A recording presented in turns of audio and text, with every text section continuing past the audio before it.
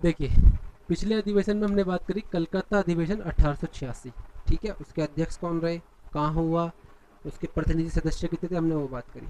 आज हम बात करेंगे मद्रास अधिवेशन जो अगले ही साल 1887 में हुआ, 1887 में। और इसमें प्रतिनिधि सदस्यों की संख्या कितनी थी, 607, ठीक है। इसमें प्रतिनिधि सदस्यों की संख्या कितनी थी, 607। उसके बाद देखते हैं इसकी अध्यक्षता किसने की, बदरुद्दीन तैयब। बदरुद्दीन तैयब जी ने करी। ये पहले मुस्लिम थे जिन्होंने कांग्रेस अधिवेशन की अध्यक्षता करी और इन्होंने ही कांग्रेसी बनो का नारा दिया। तो सवाल बन जाता है, किसने कांग्रेसी बनो का नारा दिया, तो नाम है बदरुद्दीन तैयब ने, ठीक है। और सवाल बन जाता है बदरुद्दीन तैयब ने निम्न में से कौन सा नारा दिया। तो आ गया, एकला चलो, कांग्रेसी बनो, और तीसरा दे दिया, तुम मुझे खून दो आज़ादी दूंगा। तो क्या बोलोगे आप, कांग्रेसी बनो का नारा दिया का टिक लगा देंगे। ये बात होगी। देखिए, अब इसमें एक बात और समझनी होगी कि इसमें पहले अवसर बहुत आए। इस अधिवेशन में बहुत सारी बातें ऐसी हैं जिसमें हम पहला अवसर पढ़ेंगे, पहला सम्मेलन था, पहला अधिवेशन था, वो कैसे देखते थे। पहली बात तो ये पहला सम्मेलन था जिसके कार्य का संचालन प्रतिनिधियों के द्वारा बनाई गई कमेटी को सौंपा गया, ठीक है। वही कमेटी आगे जाके क्या कहलाई, विषय निर्धारण समिति कहलाई। इसका प्रोसेस क्या हुआ देखते हैं। बंगाल के जो प्रतिनिधि थे और महाराष्ट्र के प्रतिनिधि, बंगाल और महाराष्ट्र, ठीक है, ये प्रतिनिधि जो थे यहाँ के, इनकी जिद पर और एमजी रानाडे के हस्तक्षेप से, ठीक है, हस्त मतलब इंटरफेरेंस से क्या हुआ, प्रतिनिधियों को यह कार्य सौंपा गया। और प्रतिनिधियों ने क्या करा, रिप्रेजेंटेटिवों ने क्या करा भाई, एक कमेटी बनाई और उसको ये काम सौंपा कि इस बार का अधिवेशन आप संचालन करेंगे इस अधिवेशन का। और यही कमेटी आगे चलकर विषय निर्धारण समिति, विषय निर्धारण समिति सब्जेक्ट कमेटी कहलाई, ठीक है। उसके बाद देखते हैं, एमजी रानाडे ने ही इसी अधिवेशन में कांग्रेस मंच से क्या करा, सोशल कॉन्फ्रेंस की शुरुआत करी, ठीक है। ये वाली बात पूरी होती है। इसी में ये पहला अधिवेशन था, मैंने तो पहले ही कहा था ये पहला अधिवेशन है, पहला अवसर है, आपको बार बार सुनने के लिए मिलेगा क्योंकि इसमें बहुत सारे कार्य हुए हैं। देखते हैं, यह पहला अधिवेशन था जिसमें भारतीय भाषा में स्पीच दी गई, भाषण दिया गया। कौन सी भारतीय भाषा थी, तमिल। किसने दिया, मूक नासरी। कौन थे, तंजौर के म्यूनसिपल कमिश्नर थे। तो इस बात को हम पूरा रिलेट करके पढ़ते हैं कि पहला अधिवेशन जिसमें भारतीय भाषा तमिल में भाषण दिया गया, और किसने दिया, मूक नासरी ने दिया। मूक नासरी और कौन थे, तंजौर के म्यूनसिपल कमिश्नर, ठीक है। ये वाली बात पूरी। तो दो हमने प्रथम अवसर पढ़ लिए, ठीक है। उसके बाद देखते हैं, देखिए इसको ना लास्ट में समरी में ऐसे समझा दूंगा बिल्कुल जैसे एक टिप्स पे याद हो जाएगा ये। इसमें जैसे कभी कभी क्या होता है, कोई कोई बातें रिलेट होती हैं, तो इसमें तीन बातें रिलेट हैं उनको ढंग से समझा देंगे, फिर 3-4 बातें रिलेट हैं उनको ढंग से समझा देंगे, और जो बातें हमें डायरेक्ट फैक्ट के तौर पर पढ़ देनी है वो हम पढ़ रहे हैं, ठीक है। अब देखते हैं, इधर की तरफ देखते हैं हम। देखिए, यह पहला अवसर था, ठीक है। ये पहला अवसर क्या था, जिसमें कांग्रेस के अधिवेशन को करने के लिए जो पैसे इकट्ठे करे गए, जो रुपए एकत्रित करे गए, वो आम जनता से करे गए, साधारण जनता से करे गए, ठीक है। अब यही पहला अवसर था जब जनता को कांग्रेस में शामिल होने की अपील की गई, ठीक है। पहला अधिवेशन ये पहला अधिवेशन था जिसमें हमने रुपए इकट्ठा करे, कांग्रेस ने जो कमेटी थी उन्होंने पैसे क्या करे, आम जनता से इकट्ठा किए कि कांग्रेस का अधिवेशन हो सके। उसके बाद जनता से अपील करी कि आप कांग्रेस में शामिल भी होइए। और ध्यान दीजिएगा, जब आप अपील करेंगे, पैसा इकट्ठा करेंगे, पैसा एकत्रित करते हैं, तो उसके बाद आप देखिए लोग जुड़ेंगे भी, और जुड़ेंगे तो लगभग 3000 प्रतिनिधि कह लीजिए या आप सदस्य कह लीजिए, ठीक है, उनके रहने के लिए पंडाल लगाया गया। भाई जाहिर सी बात है, आज से पहले 72 सदस्य हमने पढ़े जिन्होंने भाग लिया, 434 दूसरे अधिवेशन में आए। तो ये एक नॉर्मल संख्या होकर क्या होता है, एक हॉल में हो जाएगी अधिवेशन, या 72 तो एक छोटे से हॉल में हो गया होगा, लेकिन 3000 क्या एक हॉल में हो जाएंगे। उनके लिए क्या करना पड़ेगा, बड़ी जगह चाहिए और उसके लिए पंडाल लगेगा। तो 3000 लोग जो सदस्य इकट्ठा हुए उनके लिए रहने के लिए क्या करेगा, एक पंडाल लगाएगा। देखिए ये क्या है, ये एक स्टोरी का पार्ट है। और कभी कभी हमें स्टोरी के ऐसे पार्ट पढ़ लेने चाहिए जिसमें हमें ये समझ में आए कि हाँ भाई, हमने शुरू में पढ़ा था कि अखिल भारतीय स्तर पर नेतृत्व करने के लिए एक पार्टी कह लीजिए, दल कह लीजिए, या आप कह लीजिए कि अखिल भारतीय स्तर पर लोगों का नेतृत्व करने के लिए एक ऐसी संस्था बनी। क्या बनी? संस्था बनी कांग्रेस। तो आपको अब दिख रहा होगा यहाँ पर कि लोग जब जुड़ेंगे, आईएनसी में बात रखी जाएगी, तो अपने आप ही क्या होगा, वो वाली बात डिफाइन हो जाएगी अपने आप कि अखिल भारतीय स्तर पर नेतृत्व करने के लिए एक संस्था की स्थापना हुई। ठीक है, जब हम धीरे धीरे पढ़ेंगे तो कॉन्सेप्ट हमें पूरा क्लियर हो जाएंगे। ये बात मैंने जो नेतृत्व वाली बताई थी 1885 में जब कांग्रेस की स्थापना हुई थी, वहाँ भी बताई थी, यहाँ भी बता रहा हूँ। देखिए अब मैं आपको लिंक कर देता हूँ। अब कहानी अपनी बनाते हैं। ठीक है, अब अपनी कहानी बना लेते हैं। ये कहानी तो फैक्ट वाली थी, कहानी बनाते हैं। मुझे बताइए, आपसे जब कोई व्यक्ति पैसे लेगा और कहेगा जी कल भंडारे में आ जाना, तो क्या आप नहीं जाएंगे? जाहिर सी बात है, आप नहीं जाएंगे तो घर वालों को भेज दोगे। ठीक है, तो आप उस भंडारे में जाओगे तो क्या होगा? भीड़ जमा होगी।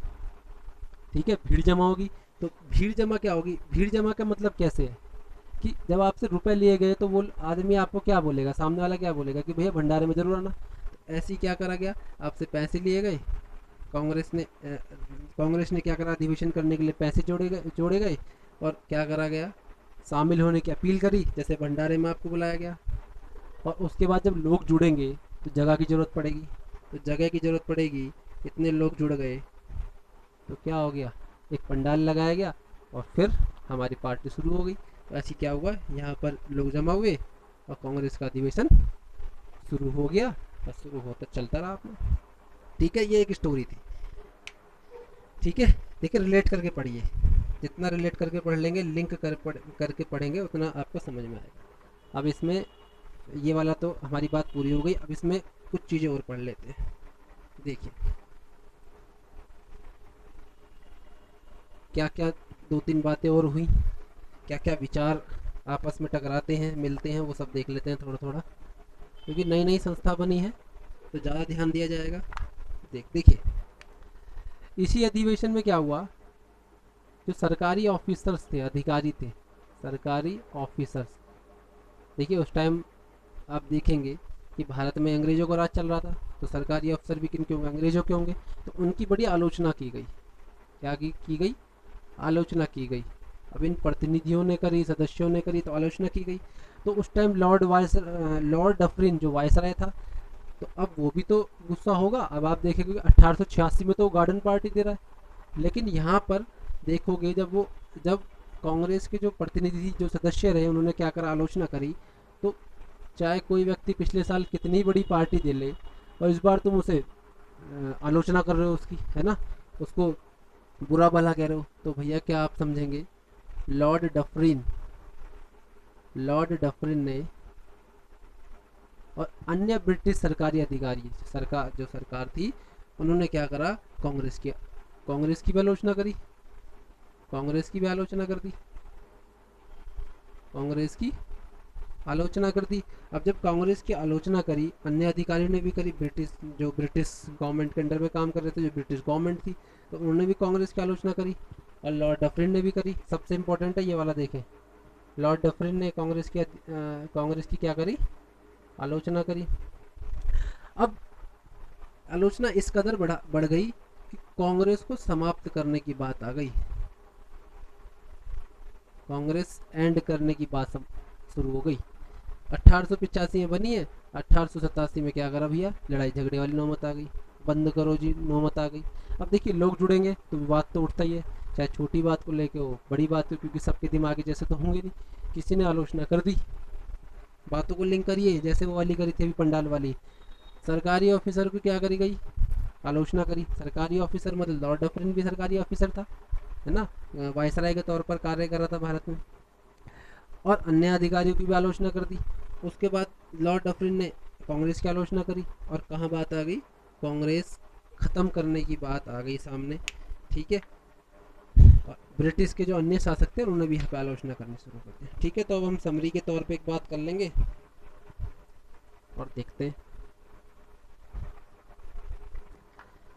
जो बातें जिस बात से लिंक हो जाए, जो हो रही है, उसको एक साथ पढ़ें और समझें, और फिर आपके लिए अधिवेशन एक क्या करेंगे, छोटा टॉपिक हो जाएगा। देखिए अब यहाँ पर आपने क्या करा, मद्रास सेशन,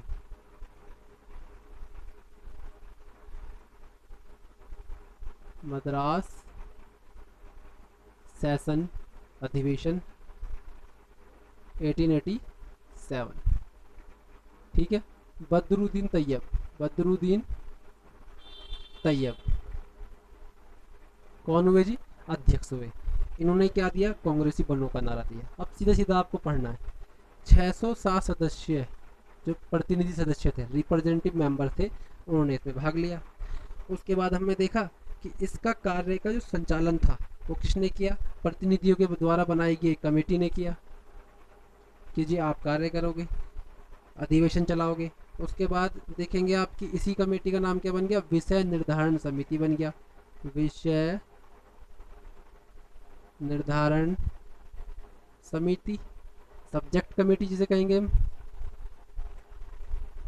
सब्जेक्ट कमेटी नाम रख दिया गया, कहलाई मतलब आगे जाके। अब ये इन्हें कार्य, एक तो खुद जिद कर रहे थे प्रतिनिधि, और ज़्यादा जोर कहाँ का किसने दिया, बंगाल के और महाराष्ट्र के प्रतिनिधियों ने जोर दिया।